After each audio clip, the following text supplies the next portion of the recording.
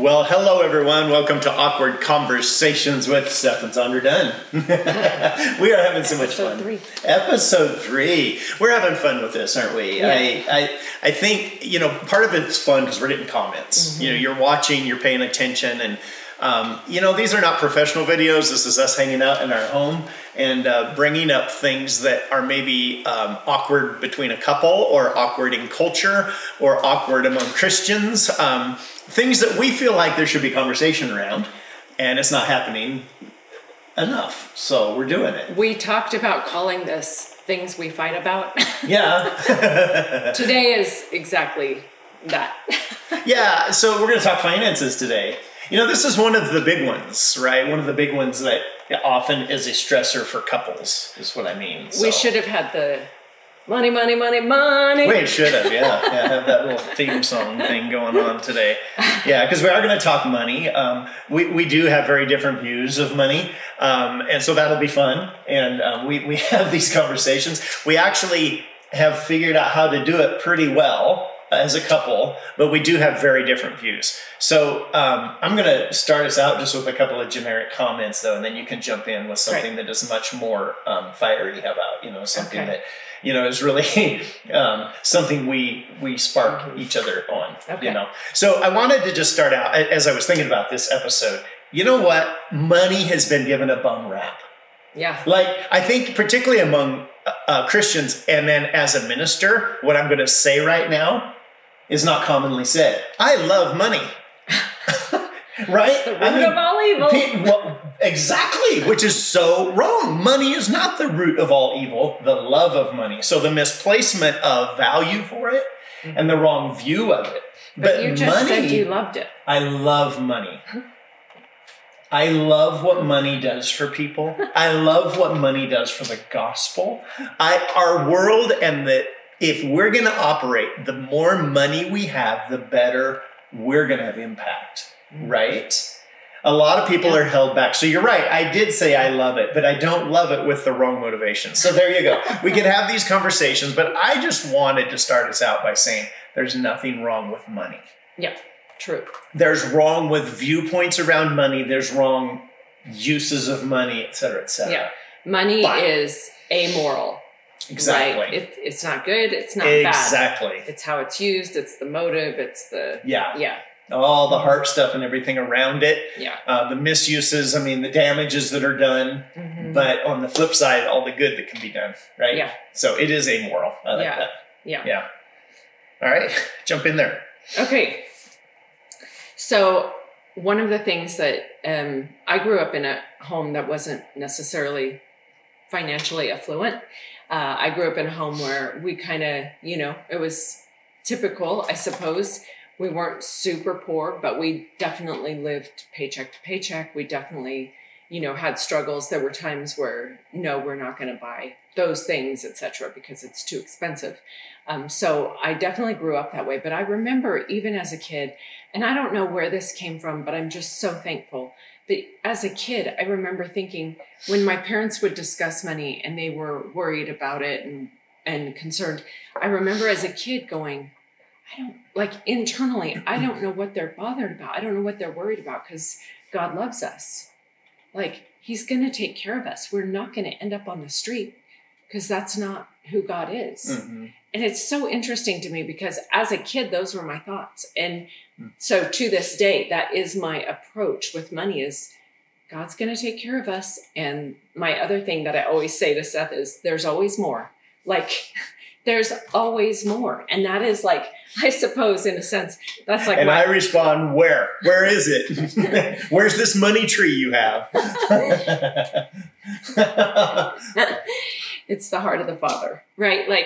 That's how I feel, is God cares so deeply for us. He's not going to let us be destitute.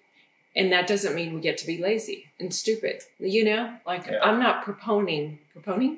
I like that. We just made up a word. It's good one. Yeah. I'm not a proponent of laziness. There's nowhere in Scripture that shows up.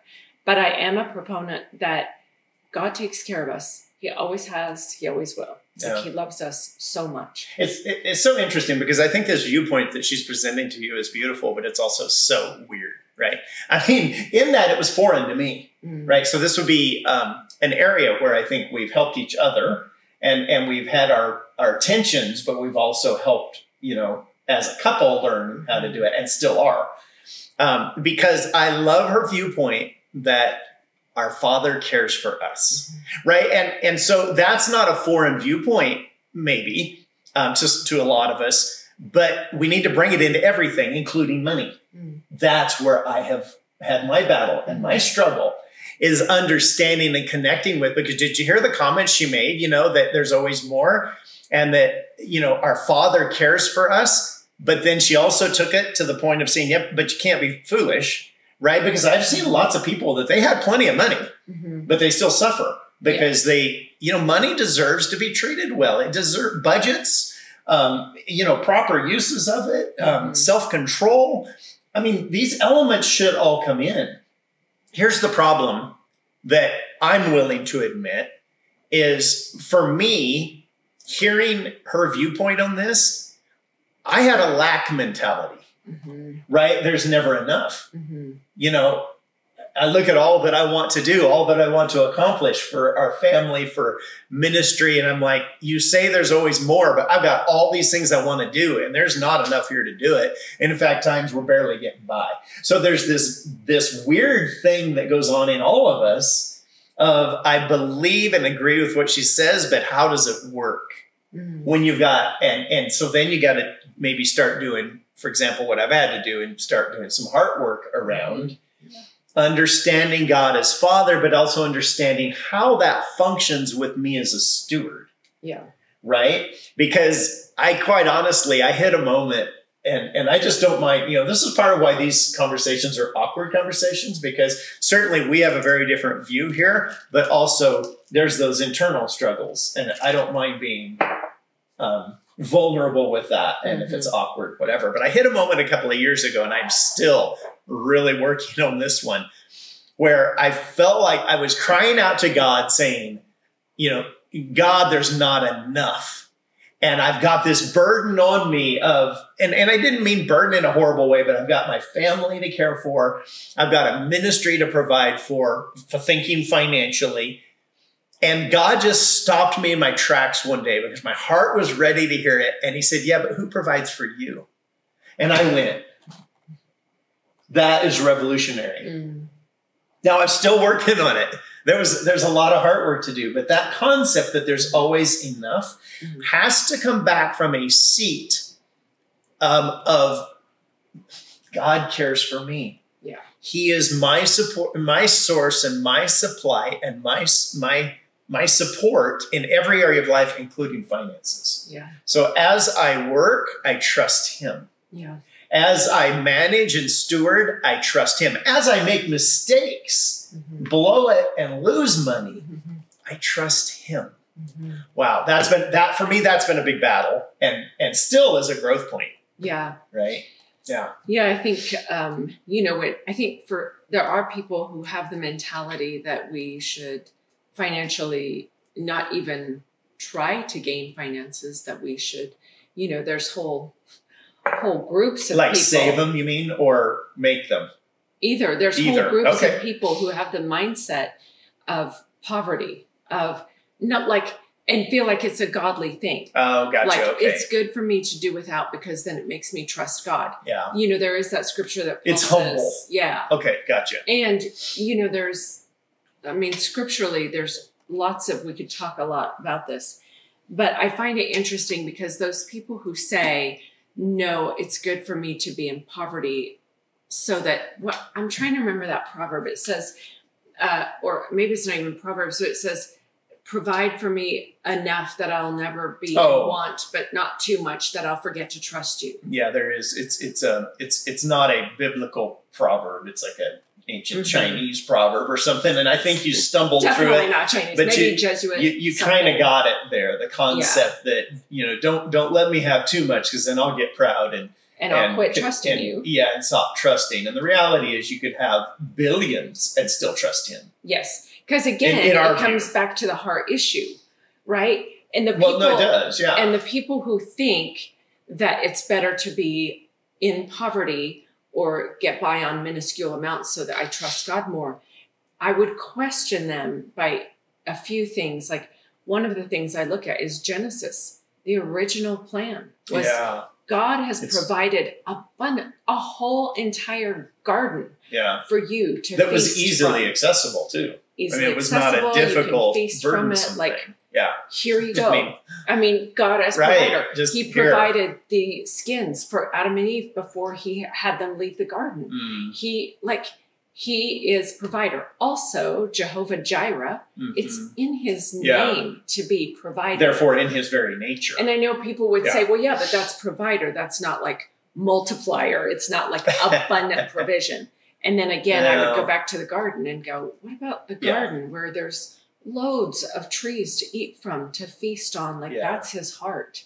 And as a good father, you think about if you have kids, like as a good parent, I mean, I wish so much, and maybe we will, but I hope that when we leave to go home, I hope that my kids each get $1 million inheritance. Like that would be awesome. We're not there. They hope that too. But I mean, that's my heart. And I think, again, like Matthew says in Matthew 6, if I, being evil, that's not Matthew 6, maybe. Matthew 6 is about the sparrows, God providing for the sparrows. But there's that verse that says, if I, being evil, want to provide for my kids, how much more does God want to provide? And I think his heart for us is to provide in abundance. And I'm not promoting a prosperity gospel. I'm not what has been titled prosperity gospel, which we could go off on that in a minute, but we're not going to. But I'm not promoting that. I'm saying it is our Father's heart to provide generously for us. And the reason is because he wants us to be able to make an impact on the earth. He wants us to have influence. And that comes about when you have money, like it or not. You know, I know people don't like that. They don't like Bill Gates and Jeff Bezos, and they don't like Donald Trump, and they don't like, and that's fine. Like character-wise, yes, there's plenty of things we could talk about each of them. But the reality is, it's the people who have the money who make an influence in the earth. And so I want to be able to do that and create that. And I think that's what our Father wants for us, is to make that kind of influence in the earth. I don't think it's a bad thing. I think what gets bad is the attitude of our hearts, our own pride, our own greed, our own foolishness. And that is obviously worth monitoring. And, you know, I love where you're going there, because then it creates opportunity. Because I'm thinking about like us as a couple, and this would be true for any couple, but you're going to have different personalities and different views of money. So every couple might be shaped and might look a little bit different. But what I'm about to say applies to a couple, but it also applies in the running of a ministry, or also in the running of business. We really should see that what I'm about to say even in government, because there's this balance that is so healthy in any conversation on any subject matter, and finances are no different. That there's a balance of, you're hearing in Saundra, and if you were around her a lot, or maybe some of you that are watching know her well enough to know, she's got this viewpoint that, first of all, her father loves her enough to provide for her. Okay. She's got this viewpoint that consequently, because he's so good, and you hear what she's saying, because she trusts him, right? You didn't flat out say that, but you're alluding to it. Because she trusts him, she believes there will always be more. Okay. Now, consequently, what you may or may not know about her, she also is a giver. She loves to give. I think if she had her way, you can correct this if you want, we would give way more than we do. I think. Now she's thinking. I don't know if way more. We would give more. But more. Because you are definitely more the giver side of this union than I am. Right? Where for me, we would give nothing. Well, no, we would not give nothing. In fact, there are several things we are giving that are my initiation, not yours. But this is a recent development, to be fair. That could be. I'd have to think about that one. She's probably right. Because he's been doing heart work, he has become more generous. Wow. I mean, that's awesome if that's true. Thank you. Is that true? Well, no, I'm going to take it as true, and I'm going to think about it. But that was very honoring. I'm like, oh, wow. I'd like to think that I have become more generous. That would be way cool. Because here's the thing, and this is good too.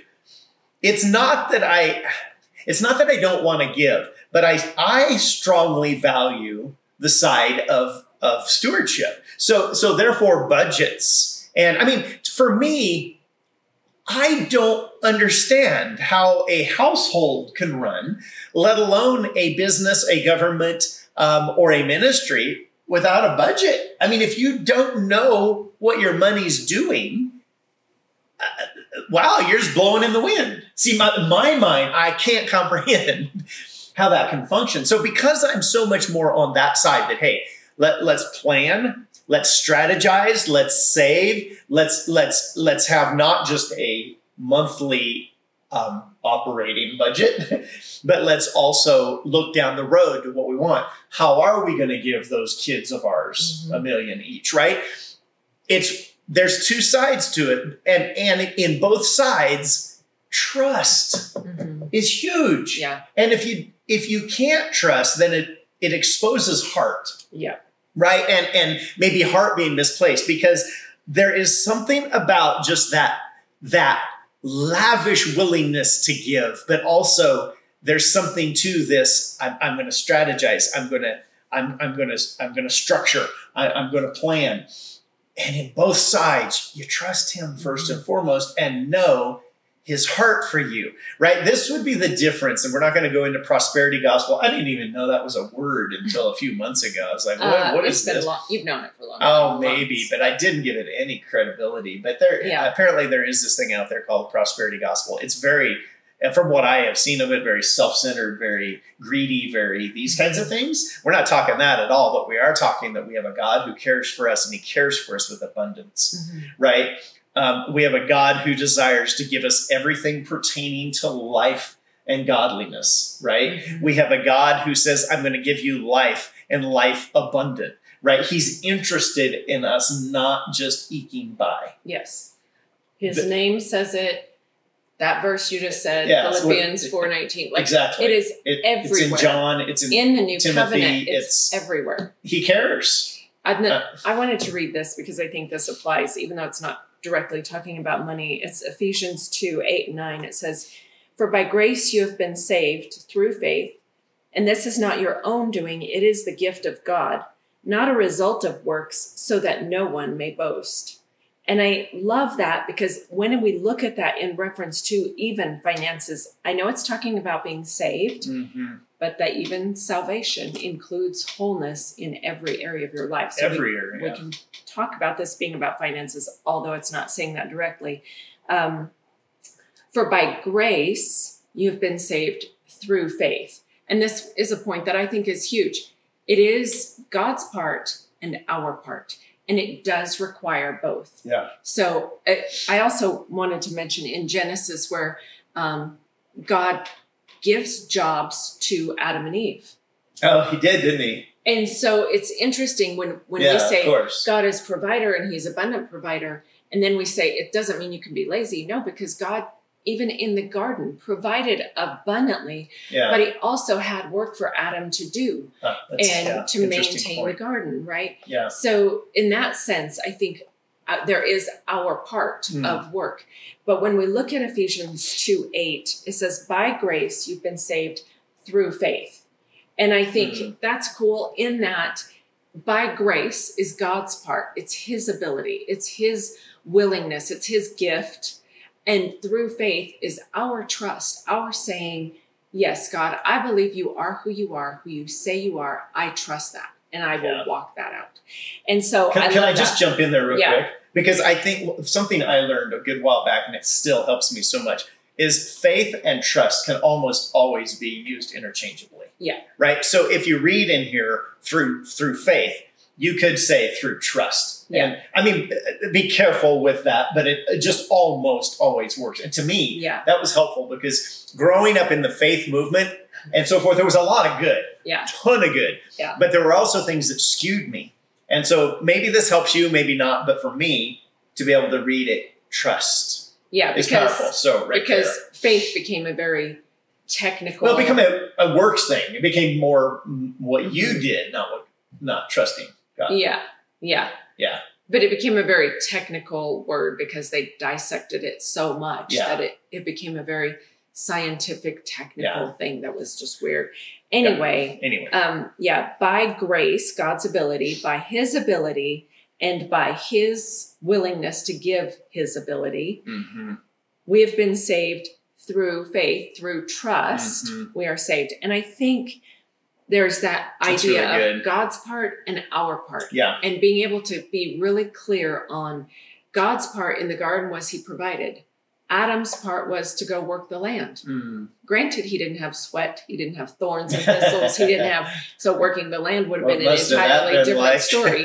But, so that was God's part and Adam's part. And for us, God's part today is provider and our part is work and respond to like what he tells us to do, how to behave with our finances. Yeah. Our part is trusting that as we work, he provides.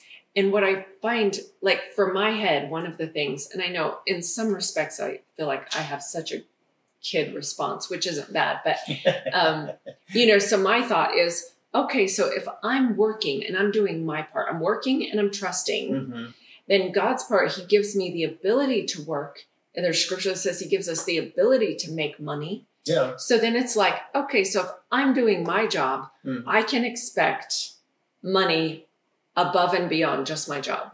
Just because he's going to provide. Yeah. I don't know how. I don't need to know how. He's just going to, all of a sudden, there's going to be money there. And I have seen that proven out in my life. It's so cute. Like, I love it. I mean, seriously, that's not a dishonoring statement. I love that she sees it that way. It's harder for me to see it that way. I love it. But in seeing it that way, I've watched it happen. You know, I've seen, and not just by Sugar Daddy, because those of you who know us know he pulls in a lot more money than I do. But I'm telling you, when I was single, and even in my own, because I do work and I do make money, and even in that way, I have seen God just come through, like right when I need it. Extra money. And I know it's because I'm doing my part. He's doing his part. So I work, he provides, and he gives me more than my job requires, like more than just my job paying me the money. God gives me extra money because he's my provider and I trust him that way. So I think it's huge to understand there is God's part and there is my part. Yeah, that's so huge. Yeah. And the other thing I wanted to say, I like this, for by grace you've been saved through faith. This is not your own doing. Yeah, it is the gift of God. And I love that. And it's not a result of works so that no one may boast. So this isn't because of something I've done, something I've accomplished so I can boast. No, I can boast because it's God providing. Yeah. It's him coming through. Yeah. It is a gift of God. Yeah. And again, we could look at this when it comes to finances. It's really talking about our salvation. Yeah. And I understand that. But I just think it's indicative of his character and our response to his character. And therefore applies to every part of life. We're applying to finances today, but you can apply it to anything because salvation literally includes every piece of part of our life, which is a whole other conversation. Might be a good awkward conversation because there's a lot out there regarding the gospel that I'm like, wait, hold on. So maybe that's another one for another day. But really good. I mean, that is so powerful to respect and acknowledge that there's two sides and two parts to that, our part and his part. We can totally trust him. He's never going to fail on his part. And so for us, it's acknowledging that, respecting that, and letting his part be, and then bringing our piece in and trusting him wholeheartedly, honestly, you know, that's really, and that's really where it comes down to. It always comes back to the heart. It really does. You know, I mean, it totally does. You do what you can and he does what you can't. Like, that's the reality. And that's the grace. Yeah. And I would just encourage everybody today that, you know, for Saundra and I, this has been one of those areas that has been a struggle between us, but it also has been a really fun area, right? It has that balance in it. And while there's a struggle there, she challenges me. I think I definitely challenge her. And that'll always be probably. And that's okay, right? It doesn't have to be, even though it's one of those spots where there's this give and take or this dance or this rub, and that's not bad. Yeah.